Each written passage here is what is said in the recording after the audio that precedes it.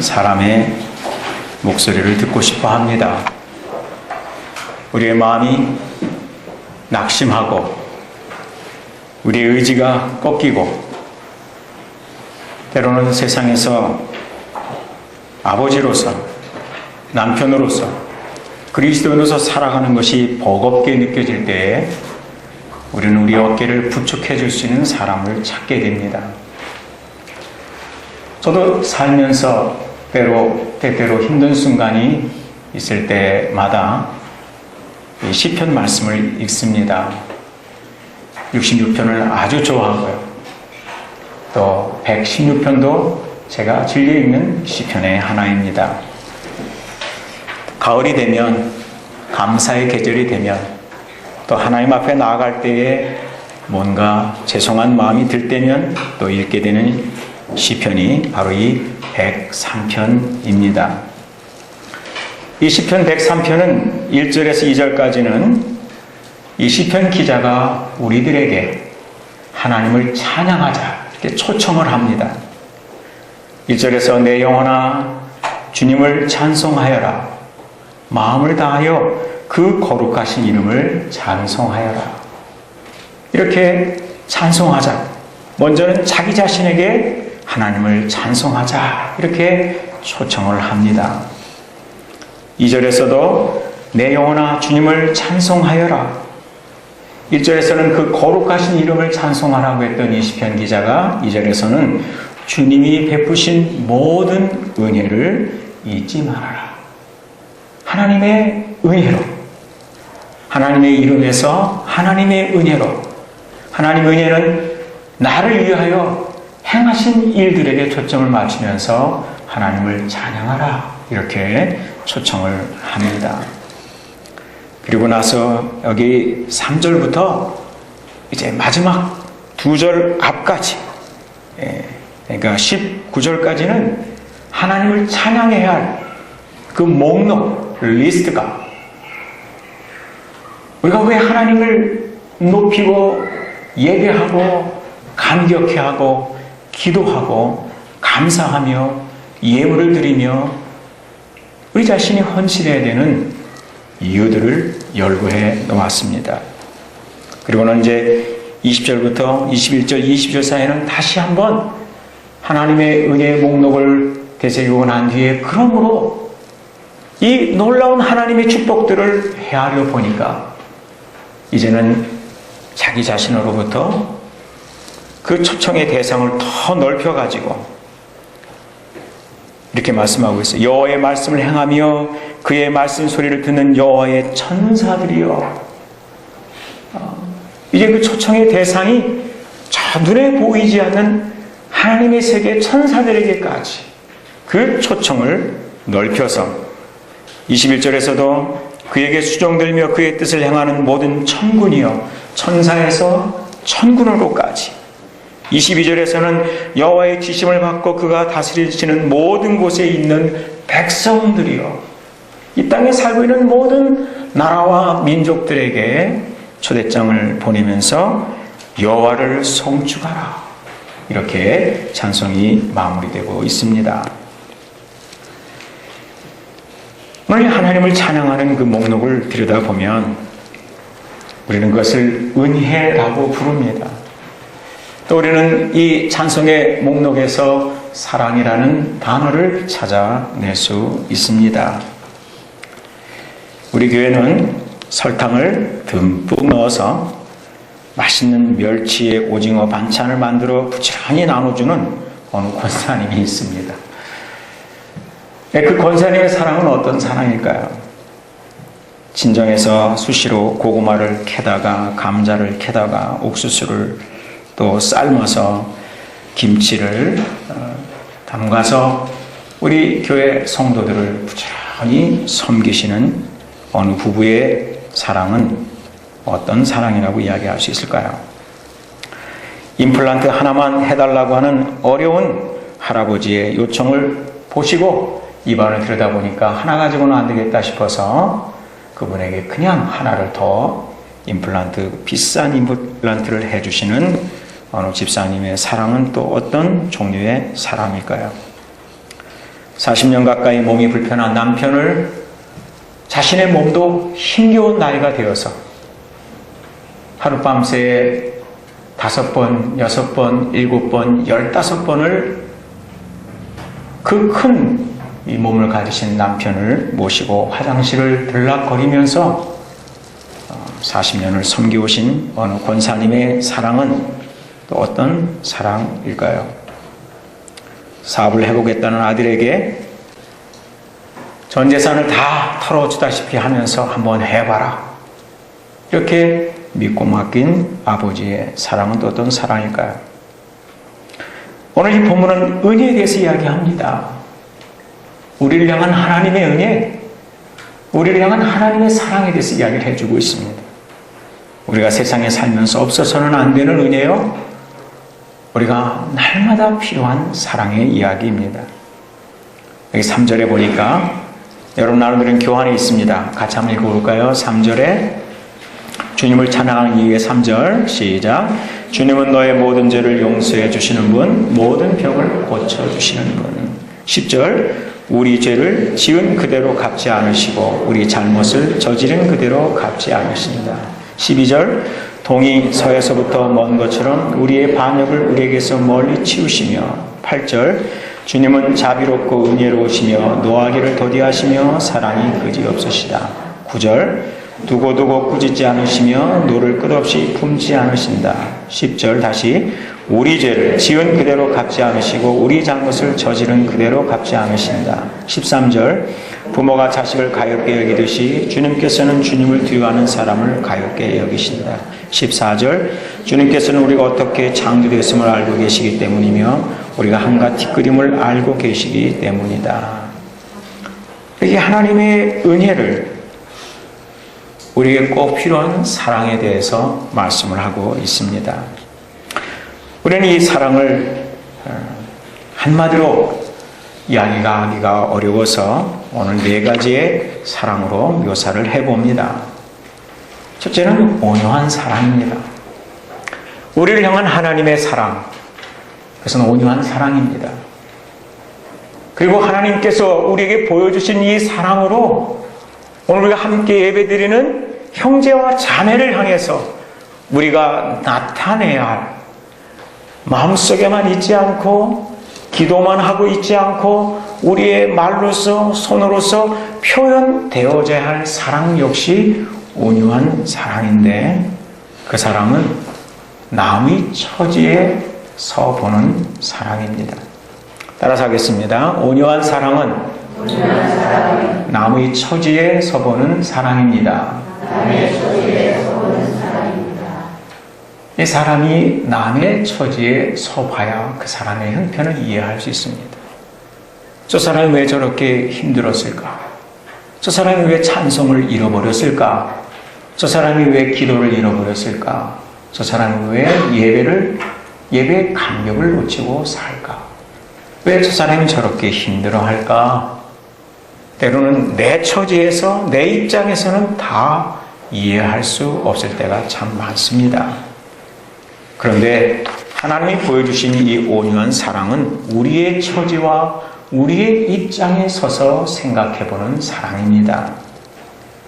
그래서 여기 13절에 부모가 자식을 가엾게 여기듯이 주님께서는 주님을 두려워하는 사람을 가엾게 여기신다 하였습니다. 여기 자식을 다 키워보신 분들 아닙니까? 우리 부모가 자식을 어떻게 사랑합니까? 자식을 바라보면서 늘 주고 싶어 합니다. 품고 싶어 합니다. 좋은 것은 다 주고 싶어 합니다. 허물도 있고 잘못도 있고 미운 것도 있지만 그래도 다 품고 나갑니다. 내 허리띠를 졸라매서 자식들을 먹이고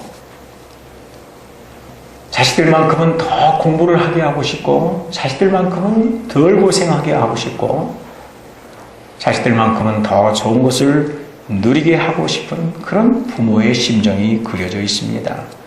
부모가 자식을 가엾게 여기듯이 자식의 형편을 태어나서부터 자라가는 모습을 다 지켜본 부모보다 더 누가 이해할 수 있겠습니까? 자녀들이 크면 부모보다 친구들을 더 좋아하지만 그러나 부모의 마음을 알아줄 사람이 세상에 어디에 있겠습니까? 하나님은 우리를 마치 아버지가 자식을 가엾게 여기듯이 바라본다 하였습니다. 이 가엾게 여긴다는 말이 히브리어 원어에서는 같이 느낀다라는 단어를 쓰고 있습니다. 영어에는 compassionate라는 말을 씁니다. com이라는 말은 함께라는 뜻이고 passion이라는 말은 느낀다는 것이지요. 함께 느끼는 사랑. 자식의 고통을, 남편의 고통을, 아내의 아픔을, 형제와 자매의 그 삶을 어렵고 힘들게 만드는 일들을 멀리서 바라보는 수준에 그치지 않고 그의 눈으로, 그의 마음으로, 그의 감정으로 바라보면서 그의 처지와 입장에 서서 생각해 주는 사랑을 바로 하나님의 온유한 사랑이라고 합니다. 이 사랑이 오늘 우리가 하나님 앞에 나올 수 있는 근거가 되었습니다. 이 사랑이 있기 때문에 죄 많은 곳에 은혜를 부어주시는 은혜가 있기 때문에 우리를 자식처럼 품어주시고 안아주시고 두 팔 벌려서 환영해주는 아버지의 사랑이 있기 때문에 우리가 지난 한 주간 어떻게 세상에서 살았든지 간에 어떤 사람은 성공적으로 살고 어떤 사람은 다소간 미약한 삶을 살고 어떤 사람은 모든 사람에게 박수받을 만한 삶을 살고 어떤 사람은 사람들에게 손가락질 받을 만한 그런 인생을 살았다고 할지라도 그래도 오늘 우리가 하나님 앞에 나와서 예배할 수 있는 것은 하나님이 부모와 자식을 바라보듯이 우리를 사랑하시는 이 온유한 사랑, 나의 처지에 서서 바라보시는 하나님의 사랑이 있기 때문입니다. 시편 103편 14절 같이 읽어볼까요? 이는 시작. 이는 그가 우리의 체질을 아시며 우리가 단지 먼지뿐임을 기억하심이로다. 이는 그가 우리의 체질을 아신다. 우리의 기질을 아신다. 어떤 사람은 성에 약하고 어떤 사람은 물욕에 약하고 어떤 사람은 인정에 약하고 어떤 사람은 명예에 약하고 사람마다 다 약한 부분들이 있어요. 그런데 우리의 체질을 아신다. 얼마나 감사한 일입니까? 얼마나 고마운 일입니까? 세상에서는 우리가 당신 목사인데 어젯밤 SBS에서 믿음, 소망, 그리고 사기라고 하는 제목으로 수원 가까운 곳에 정말 그 사기꾼 목회자에 관한 이야기가 방영이 되었었습니다. 때로 우리가 살면서 당신 집사인데 라는 이름으로 우리의 삶을 판단합니다. 당신이 그리스도인인데, 당신이 성도인데. 사람들 눈앞에 비친 우리들의 모습은 지성인이고 현대인이고 사회인이고 직장인이고 멋있게 보일 수 있을지 모르지만 사람들은 우리의 약함을, 부족함을, 넘어지는 부분을 잘 알지 못할 때가 있습니다. 그래서 실망하는 거죠. 사람들을 좌절시키는 거죠. 왜 그랬어요? 라는 말을 하게 됩니다. 그런데 하나님께서는 우리의 체질을 아시며 우리가 단지 먼지뿐임을 아시면서 우리를 가볍게 여기신다. 우리의 아픔을 자신의 아픔처럼 여기신다. 이것이 하나님의 온유한 사랑입니다. 이런 사랑으로 여러분의 가족에게, 동료에게, 믿음의 형제 자매들에게 다가가시는 분들이 되시기를 바랍니다. 세상은 이런 사랑을 필요로 합니다. 하나님께서 보여주신 사랑은 두 번째로 엄한 사랑입니다. 사실은 강한 사랑이기도 하고요. 진리를 지켜나가는 사랑이라고도 합니다. TV 프로그램 중에 제가 좋아하는 프로그램 중에 리얼 입대 프로그램 진짜 사나이. 참 요즘 재미있습니다. 주일 오후 6시 15분인가가 기다려집니다. 여기 보면 어떤 훈련도 잘 해내는 유수영이라는 배우가 있어요. 장혁. 팔굽혀 펴기를 세상에 115개, 120개를 하더라고요. 저는 30개 하면 얼굴이 벌겋게 달아오르기 시작을 하는데 어떻게 한 번에 120개씩 할까요? 대단하잖아요. 또 거기 보면 FM 정말 잘한다고 하는 김수로도 있습니다. 그런데 이 TV 리얼 프로그램에서 유수영이나 장혁이나 김수로 같은 사람만 있으면 무슨 재미가 있겠어요? 거기 구멍병사라고 하죠. 누구예요? 여러분은 이거 안 보시는군요. 구멍병사 손진영, 얼마 전에 진짜 군인 김진영, 김진영인가요? 또 거기 보면 샘 해밍턴이 나옵니다. 또 중년병사 누구죠? 서경석. 이 서경석 씨를 보면 내 모습이 보여요. 그래서 같은 마음이 듭니다. 나도 저기 나가면 저럴 거다라는 생각이 들고, 이 구멍병사 손진영은 얼차려 전문가죠. 그런데 재미있는 것은 이 사람들이 진짜 훈련을 받는다는 거예요. 그리고 진짜 훈련을 통해서 처음에는 구멍이었던 사람들이 진짜 군인다워져 가는 거예요. 놀랍잖아요. 진짜 군인다워져. 근데 그 과정에 보면 하기가 힘든 목봉, 이 얼차려도 있고, 엎드려 뻗쳐도 있고, 뒤로 치침, 앞으로 치침, 좌로 굴러, 우로 굴러도 있고, 정말 온갖 훈련을 겪어내면서 한 6개월이 지나는 동안에 이 구멍병사가 진짜 병사가 돼가고, 경찰 사이커, MC, 우리 교회 모 집사님이 잘 아시는 이 MC, 그 무겁고 육중한 것을 가지고 정말 이거 컨트롤을 잘하고, 넘어지면 1초 안에 세우는, 최고로 세계에서 가장 빠르게 세우는 그런 병사로 거듭났단 말이죠. 거기 뭐가 필요해요? 강한 훈련이에요. 강한 훈련입니다.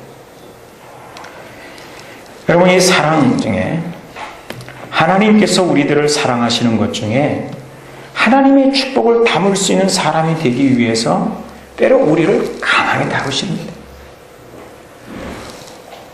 우리가 산속에 들어가서 탄광에서 어떤 금을 캐내면 다른 불순물이랑 같이 섞여 있으니까 이 금을 분리해내기 위해서 1000도가 넘는, 1400도가 넘는 용광로 속에 집어넣습니다. 그래야 찌꺼기들이 다 녹아서 분리가 돼서 순수 금만 남게 됩니다. 어떤 사람은 연단이 없이는 성장이 안 되는 사람이 있습니다. 강하지 않으면 클 수 없는 사람도 있습니다. 제가 얼마 전 교회 우리 홈페이지 묵상글에 우리 교회 사역자들을 향한 강한 질책을 담은 그런 글을 써놓았습니다. 거기에는 제 실망도 있고 분노도 있고 그들을 향한 좌절도 있고 그들을 향한 이야기 있었지만 이야기하면 목적은 딱 하나입니다. 하나님의 나라에서 정말 크게 쓰임 받으려고 하면 내 나이가 되었을 때 나보다 더 하나님 앞에 유용한 도가 돼서 쓰임 받으려고 하면 지금 그 모습으로는 안 된다. 버릴 거 버려야 된다. 훈련 받을 거 받을 줄 알아야 된다. 물론 지금도 잘 되고 있는 것은 아닙니다. 아까 우리 체질을 아신다. 나도 그 체질을 알아가는 중에 있습니다. 목회자가 되려면 글 쓰는 훈련을 해라. 근데 잘 안 돼요. 우리 민호 형제가 음악을 공부한 사람이지만 목회자의 길을 가기 위해서 헌신을 했어요. 노래만 잘해서는 안 된다. 나가서 전도해라. 이거 잘 안 되고 있어요. 신학교 2학년 학생인데 설교를 한 번도 안 해봤어요. 큰일 나죠. 이런 사람을 누가 담임 목사로 데려갑니까? 이런 사람을 어느 교회에 추천할 수가 있겠습니까? 하나님의 영광을 위해서 물론 찬양이라는 독특한 상만을 가지고도 살 수 있겠지만 신학을 공부하고 목회자의 길을 가는 사람에게는 지금 너 찬양 참 잘한다. 우리 민호 형제 정말 훌륭하다. 성격 좋지, 유머 좋지. 좋다 박수만 치고 있으면 10년 뒤에 망하는 겁니다. 그건 제가 좋은 담임 목사가 아니에요. 부모님들이 강릉에서까지 오셔가지고 우리 아들 잘 좀 키워주세요 그랬어요. 그러면서 뱃살부터 빼게 해주세요 그랬어요. 그러니까 많이 권하지 마세요. 우리 민호 형제를 사랑하면 우리 민호 형제가 정말 10년 뒤에 20년 뒤에 훌륭한 목사가 되기를 바라는 그 부모의 마음이 우리에게도 있어야 되고 그렇다고 하면 더 많은 것들을 요구하게 될 수밖에 없습니다. 설교할 수 있는 강단을 주지 않으면 나가서 설교를 하시오. 가서 청중을 스스로 만들어서 설교를 하시오. 제가 그렇게 훈련받았습니다. 제가 그렇게 배웠습니다. 산에 가서 나무들을 놓고 설교 연습을 했습니다. 발성 연습을 했습니다. 웅변학원 다녀본 적도 없고 스피치 훈련 받아본 적도 없습니다. 성악 훈련 받아본 적도 없습니다. 그런 기회들이 주어질 때까지 막연하게 기다리지 않고 산에 가서 나무를 상대로 설교 연습을 하고, 강단이 없으니까 밖에 나가서 불신자들 대상으로 말씀을 전하면서 어려운 시절을 보냈습니다. 박용진 목사님을 향해서 갖고 있는 사랑도 엄한 사랑입니다. 강한 사랑입니다. 박 목사님 제가 사랑합니다. 여기 있는 여러분이 사랑한다고 고백하는 것보다 거기에 10배는 더 제가 사랑합니다. 왜냐하면 목회자의 길을 걸어가니까. 내가 우리 박용진 목사님 바라보면서 지금 이대로 나와 함께 동역을 하면 10년 뒤에도 고생 많이 합니다. 나는 이제 오래지 않아서 은퇴하게 되지 않습니까? 우리 박 목사님이 내 나이가 되었을 때, 50대 초반이 되었을 때, 40대 중반이 되었을 때 어디서나 저 목사님, 우리 목사님 모시고 싶다. 저 목사님 말씀 듣고 싶다. 저 목사님이 가시면 어디든지 잘 될 것이다. 이 고백을 듣게 하고 싶어서 셋 중에 하나를 선택해라. 필리핀으로 가든지 아프리카 가나로 가든지 가서 아주 강한 사람이 돼 가서 돌아오든지, 외국으로 유학을 가서 성경 말씀의 전문가가 되든지, 상담의 전문가가 되든지, 말씀의 전문가가 되든지, 전문가가 돼서 돌아와. 아니면 큰 교회, 훌륭한 목사님, 나는 그런 부분에서 많이 부족한 사람이니까 더 훌륭한 목사님 밑에 가서 죽기 살기로 배워라. 이 셋 중에 하나를 선택해라. 목사 안수를 베풀면서 앞으로의 계획을 나누면서 우리가 가졌던 계획들입니다. 사랑하는 사람이 우리 곁을 떠날 때 아픔이 있고 아쉬움도 있고 서운한 마음도 있을 겁니다.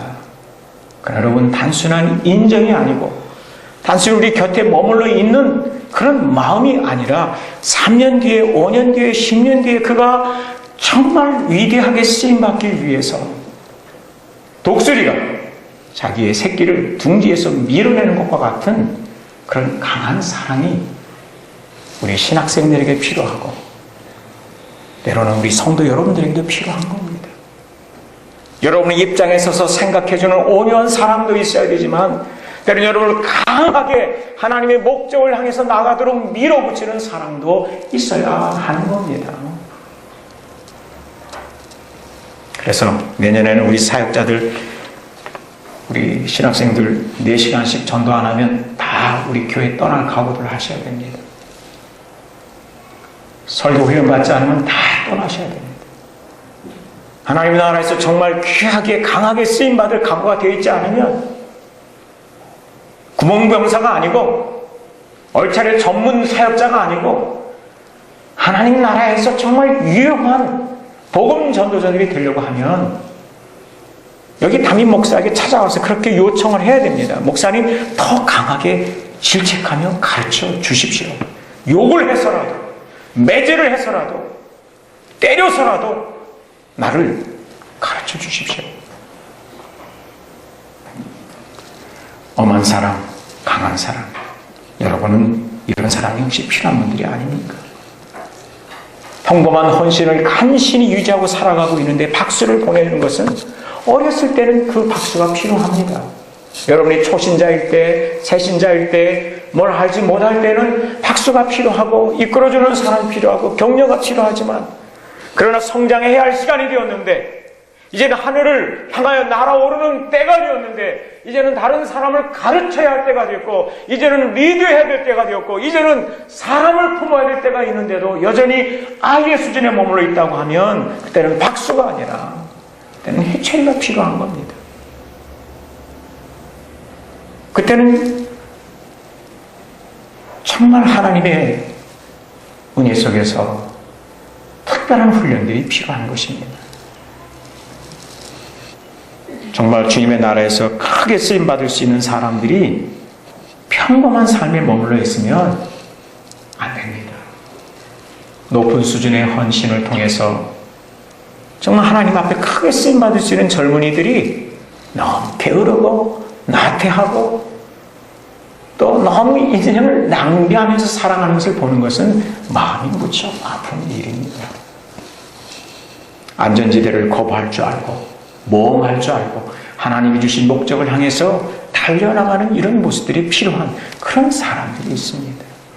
그런 사람들에게 필요한 것이 바로 엄한 사랑입니다. 강한 사랑입니다. 내가 이런 말 하면 상처받을까봐, 내가 이런 말 하면 잘해준 것도 없는데 빗나갈까봐 이러면서 우리가 해야 할 말을 하지 못하고 그 사람이 지금 결정해야 할 그 결단을 하지 못하도록 막고 있는 것 때문에 성장하지 못하는 일이 얼마나 많이 있습니까?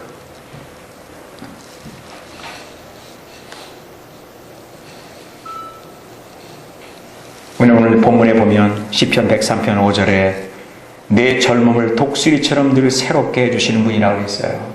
여러분 이야기 아시죠? 작년 1월 첫 주일 제가 설교를 하면서 우리가 혁신과 개혁의 삶을 이야기할 때 이 부분을 이야기했어요.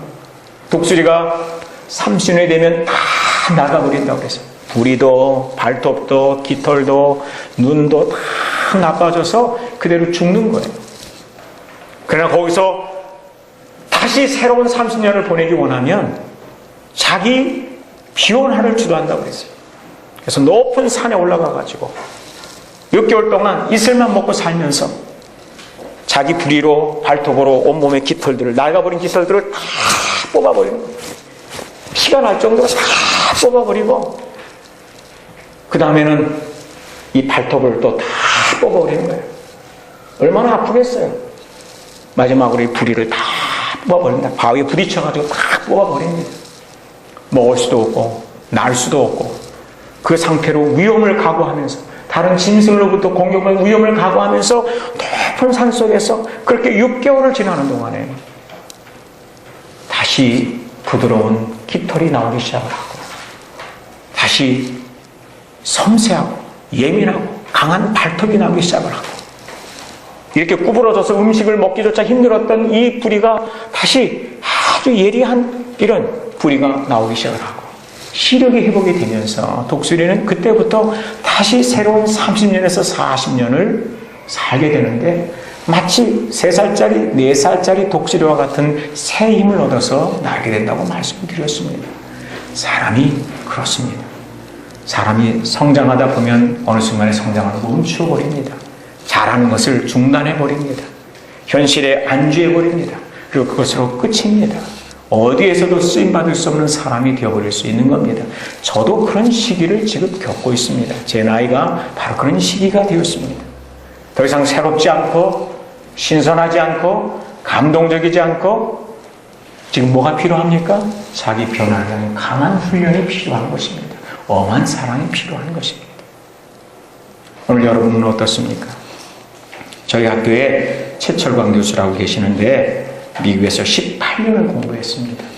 달라스에서 PhD를 받고 돌아와 우리 학교 교수도 하시고 익산, 옛날에 일이죠. 익산 성서 침례교 담임도 하고 있습니다. 근데 이분이 어느 날 아침 제가 깜짝 놀랐어요. 이 아침에 학교에 가면 이분이 언제나 그 노래도 하고 막 이 성경을 큰 소리 읽고 있어요. 근데 그날은 문이 열려 있어가지고 봤어요. 교수님 문이 열려가지고 봤더니 입에다가 이런 나무를 이렇게 물고 연습을 하고 있는 거예요.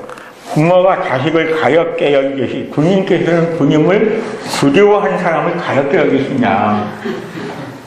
어떤 훈련도 잘하려는 이수요. 이러면서 설교 연습을 하고 있어요. 그래서 이분이 하신 말이 자기가 혀가 짧아서 둔해서 이렇게 20년 넘게 연습을 하고 있다 그랬습니다. 남부럽지 않게 훈련도 받고 배우기도 하신 분이지만은 여전히 자신의 부족함을 느껴서 나무 막대기를 아침마다 물고 성경을 낭독하면서 자기 훈련을 하고 있었습니다. 제가 가슴이 짠해졌습니다. 아, 대단한 사람이구나. 우리는 독수리의 사랑을 생각해 봐야 합니다. 둥지에만 있으면 절대 날 수 없는 새끼 독수리. 강한 강하게 밖으로 밀어붙여서 자기 스스로 날갯짓을 하며 창공을 향해서 박차고 날아올 수 있도록 강한 훈련을 하고 있는 그 독수리의 심령을 우리는 이해해야 합니다. 성도와 성도 간에도, 때로는 아내와 남편 간에도, 부모와 자식 간에도 온유한 사랑에서 엄한 사랑으로 나아가야 할 그런 시기가 필요한 것입니다. 세 번째 사랑은 희생적인 사랑입니다. 희생적인 사랑은 어떤 사랑입니까? 여기 8절에 잘 나와 있죠. 주님은 자비롭고 은혜로우시며 노하기를 더디하시며 사랑이 거지 없으시다. 두고두고 꾸짖지 않으시며 너를 끝없이 품지 않으시는 사랑. 희생적인 사랑, 말 그대로 자기 희생이 있는 사랑입니다. 나를 희생해서 상대방을 살리는 사랑입니다. 내 것을 주어서 상대방을 부유하게 하는 사랑입니다. 이 사랑이 없으니까 가정이 위태해지는 겁니다. 부부관계가 자꾸 싸우는 겁니다. 서로 멀어져 가는 겁니다. 받기만 하겠다고 하니까, 주장만 하고 있으니까. 우리가 사랑할 때는 상대에게 주려고 했습니다. 자존심 내세우지 않았습니다. 남자 자존심 이거 내세우지 않았습니다. 여자 자존심 이거 내세우지 않았습니다. 사랑하니까 상대방을 위해서 헌신할 수 있었고, 희생할 수 있었고, 기다려줄 수 있었고, 참아줄 수 있었고, 용서할 수 있었습니다. 근데 어느 순간부터 기다려주는 것이 힘들어지고, 용서가 어려워지고, 참아내는 것이 불가능해지고, 이제는 얼굴만 봐도, 목소리만 들어도 마음속에 감동이 사라져 있는 것은 우리가 더 이상 희생적인 사랑으로 나아가고 있지 않기 때문에 그렇습니다. 온유한 사랑에서 엄한 사랑으로, 그리고 엄한 사랑에만 머물러 있어서는 안 되고, 거기서 더 나아가서 때로는 엄한 사랑만 가지고 안 되는 부분이 있기 때문에 그 대목이 되면 이제는 우리 자신을 내어주고, 우리 자신을 희생하고, 우리의 시간을, 우리의 마음을, 우리의 자존심을 아내를 위해서, 뭐 남자의 자존심이 그렇게 대단합니까? 자식들을 위해서 우리 자존심이 뭐가 그렇게 대단합니까? 우리의 사랑은 그것까지도 희생할 수 있어야 되는 거죠. 그것까지도 내려놓을 수 있어야 되는 거죠. 우리가 더 낮은 자까지 내려가서 가족들을 위하여, 사랑하는 사람들을 위하여, 주님의 몸된 교회를 위하여 때로는 더 비천해질 수 있고, 낮아질 수 있고, 더 어려운 일도 감당할 수 있고, 또 고달퍼질 수 있고, 그 고달픈 것을 당연하게 여기고, 힘들어지는 것을 당연하게 여기고, 내 삶이 얼마간 힘들어지는 것까지, 이것은 내 사랑하는 가족을 위해서, 형제와 자매를 위해서 당연하게 받아들일 수 있는 이 사랑이 자꾸만 사라지기 때문에 우리의 가정이 참 척박하고, 때로는 신앙생활이 힘들게 느껴지는 것이 아니겠습니까? 여기 하나님의 사랑의 네 번째 요소는 파격적인 사랑입니다. 파격적인 사랑은, 따라서 하겠습니다. 파격적인 사랑은 적대감을 끊는 사랑입니다. 우리 사랑하면서 가장 미워하게 되는 사람이 우리 적과의 동침이라는 영화 제목에 나와 있듯이, 우리가 저 밖에 있는 사람들, 우리가 전혀 이름도 모르고 관계도 없고 객관화시켜서 만나는 사람들에게는 아무런 감정이 일어나지 않습니다. 그런데 우리가 누구를 미워하냐면 부부이니까 미워하는 겁니다. 사랑한 사람들입니다. 우리가 충분히 사랑하지 못하고 사랑받지 못한다는 느낌들이 있을 때 어느새 동지가 적이 되고 배우자가 적이 되고 함께 사는 것이 어려워지는 일을 겪게 됩니다. 그런데 가정이야말로 이 적대감의 고리를 깨뜨리기 위해서 사랑이 필요한데, 그것이 바로 희생적인 사랑이자 파격적인 사랑입니다. 여기 시편 103편 10절 말씀 같이 읽어볼까요? 시작. 우리 죄를 지은 그대로 갚지 않으시고 우리 잘못을 저지른 그대로 갚지 않으십니다. 자, 이 말씀을 다시 한번 읽으면서 오늘 여러분의 사랑이 이런 사랑이 되길 바라면서 같이 읽어보겠습니다. 시작. 우리 죄를 지은 그대로 갚지 않으시고 우리 잘못을 저지른 그대로 갚지 않으십니다. 우리 죄를 지은 그대로 갚지 않으신다. 우리가 살면서요, 우리가 공의로워야 될 순간이 있고 정의를 주장해야 될 순간도 있고 심판해야 될 순간도 있고 정죄하고 비난해야 될 순간도 있고 때로는 강한 사람도 필요할 때가 있지만 어떤 사람에게는 강하게 나가면 더 실족하는 사람이 있습니다. 어떤 사람에게는 질책하면 아예 자빠져버리는 사람이 있습니다. 그래서 때로는 온유한 사랑도 필요하고 엄한 사랑을 조화롭게 해나가야 되는데 이 파격적인 사랑은 참 우리 살면서 살아오면서 보이게 보이지 않게 쌓아진 이 높은 벽들을 넘어서기 위해서 깨뜨리기 위해서 꼭 필요한 그런 사랑이기도 합니다. 그 사람이 지은 죄를 생각하면 그 사람이 우리에게 잘못한 일을 생각하면 남편이 아내에게 한 일을 생각하면 부모가 자식에게 한 일을 생각하면 또 자식이 부모의 마음을 아프게 한 일을 생각하면 복수하고 싶은 생각이 들 때가 있습니다. 그래 이제 그만 사랑하자. 이제 그만 용서하자. 그만 바라보자. 그러나 그렇게 하지 않는 사랑에 대해서 이야기하고 있습니다. 우리 잘못을 저지른 그대로 갚지 않는 사랑에 대해서 이야기를 하고 있습니다. 예수님께서 마태복음 5장 39절에 41절에 잘 보여주셨죠. 같이 읽어볼까요? 시작. 나는 너에게 이르노니 악한 자를 대적지 말라. 누구든지 내 오른편 뺨을 치거든 내 왼편도 돌려대며 또 너를 송사하여 속옷을 가지고자 하는 자에게 겉옷까지도 가지게 하며 또 누구든지 너를 억지로 우리를 가게 하던 그 사람과 심리를 동행하고. 이는 1세대 문화 속에서 이야기를 이해할 필요가 있습니다. 이 뺨 맞는 것은 지금도 그렇지만 그 당시에도 가장 수치스럽고 자존심 상하는 일이죠. 그래서 우리가 누군가로도 모욕을 당하면 야 정말 오늘 뺨 맞은 기분이야 그렇죠. 뺨을 맞고 그 위에 침까지 뱉어지면 더 말할 나위가 없겠죠. 공개적으로 무시를 당했다는 말입니다. 그런데 우리 예수님께서는 말씀하시기를 뭐라고 했어요? 그 사람이 네 뺨을 친다고 같이 뺨을 치지 마라. 너는 더 자존심 상하게 한다고 그 얼굴에 침까지 뱉는 일은 하지 말아라. 목소리를 높이지도 말고 멱살을 잡지도 말고 정강이를 걷어차지도 말고 하나님이 그를 소중히 여기시며 보배롭게 여기신다는 사실을 생각하고 그 사람이 언젠가 회개하고 하나님 앞에 바르게 설 때를 생각하면서 젖먹던 힘까지 내서 그 사람을 사랑하라 그렇게 말씀을 하셨어요. 따라서 하겠습니다. 젖먹던 힘까지 내서 사랑하라. 그게 이 말씀의 의미입니다. 속옷을 갖고자 하는 자에게 겉옷까지 주라고 하는 것도 예수님 당시에는 사업상의 거래를 할 때에 요즘 우리 뭐 담보, 아파트 담보, 뭐 이런 담보물을 내놓잖아요. 근데 이 당시에는 뭐가 담보물이었냐면은 그 사람이 입고 있는 속옷을 담보로 걸었어요. 그래서 이 속옷은 아무리 가난해도 속옷은 다 입고 있으니까. 그리고 겉옷이 있는데 이 겉옷은 요즘같이 추울 때에 마치 담요의 역할을 하는 겁니다. 낮에는 햇볕을 피하고 저녁에는 추위를 피하는데 겉옷이 꼭 필요했어요. 그런데 거래를 성사시키고 내가 반드시 사업을 이행한다는 표시에서 이 보증으로 담보로 이 속옷을 걸고 했는데 예수님께서는 뭐라고 그리스도인들에게 말씀하셨냐면은 너희는 속옷만이 아니라 겉옷까지도 내어줄 각오를 하라고 말씀한 겁니다. 내가 당신과의 약속을 꼭 지키겠습니다. 의무를 넘어서서 당신을 축복하겠습니다.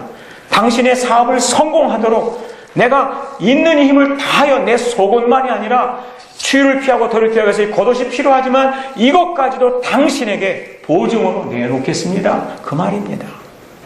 의무를 넘어선 사랑을 하라는 말씀입니다. 우리의 사업을 하는 관계에 있어서도 나만 잘 되겠다가 아니고 나로 인하여 당신의 사업이 잘 되고 나는 당신의 사업에 성공할 수 있도록 도와주는 사람이 되겠습니다.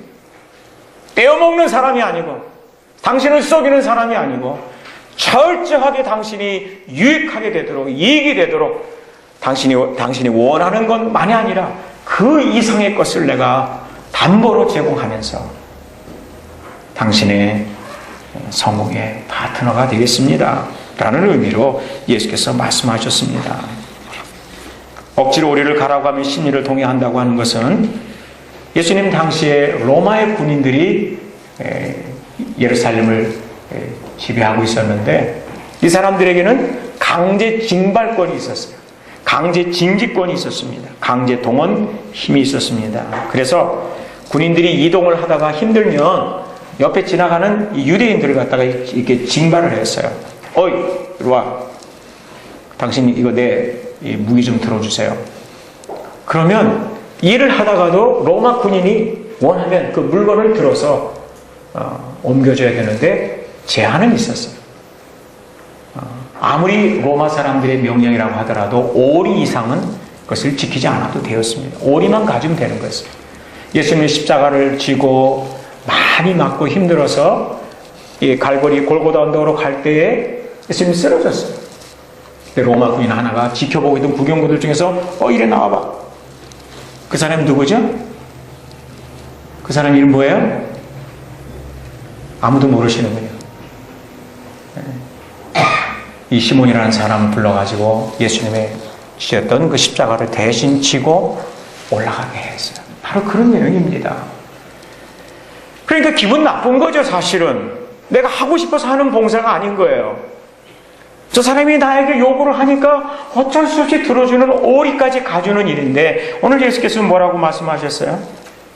구레네 사람 시몬처럼 억지로 부과된 의무의 거리만 가주지 말고, 물건을 내려놓을 때도 뭐라도 깨지길 바라는 심정에서 팍 내려놓고 이렇게 하지 말고, 혐오스러운 표정을 지어서 경멸하다 하지 말고 파격적인 사랑을 보여주라. 당신이 오리를 요구했는데 내가 오리를 더 가줄 수 있습니다. 당신이 원하면, 당신에게 필요하면 내가 힘들지만 오리를 더 가줄 수 있습니다. 우리 부부 생활에도 이 오리가 더 필요합니다. 남편에게, 아내에게, 자식에게 우리의 마음은 오리까지는 가질 수 있습니다. 내가 부모의 심정으로 내 자식이니까, 내 남편이니까 그래 하기 싫어도 오리까지는, 그러나 그 오리까지를 넘어서서 우리 부부관계, 부모 자식의 의무를 넘어서서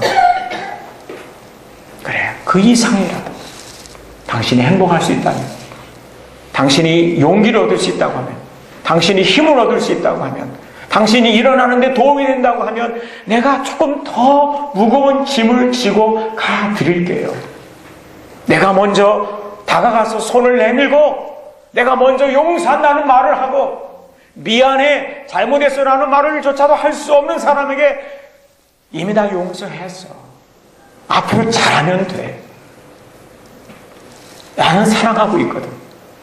다 말하지 않아도 난 당신을 사랑하고 있거든. 그것이 억지로 우리를 가주도록 요구하는 사람들에게 신유를 가주라고 하는 예수님의 말씀입니다. 우리는 인생에서 보복이 참 쉬운 사람들입니다. 내가 당한 만큼 돌려주는 세상에 살고 있습니다. 오죽하면 지나치게 복수하지 말라고 모세가 눈에는 눈, 이에는 이로 복수하라는 법을 만들었겠습니까?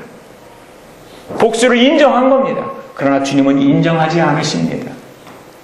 주님은 오늘 온유한 사랑으로, 엄한 사랑으로, 강한 사랑으로, 그러나 거기서 더 나아가 희생적인 사랑으로, 그리고 거기서 끝내지 말고 파격적인 사랑으로 하나님처럼 사랑을 하고 말씀하시고 있습니다. 오늘 이 사랑이, 하나님께서 우리에게 보여주시는 사랑이요, 하나님 우리를 통하여 우리의 가장 가까운 사람들에게, 우리의 동료들에게 보여줘야 될 사랑임을 믿고 실천하시는 우리 한빛 가족이 되시기를 바랍니다.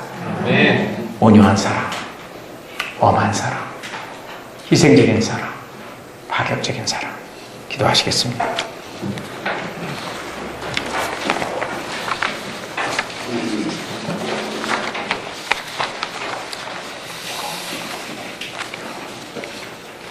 하나님 아버지, 어떤 이에게는 오늘 부모가 자식을 불쌍히 여기듯 온유한 사랑이 필요하고, 어떤 이에게는 평범하고 자기 만족에 빠져 사는 사람들에게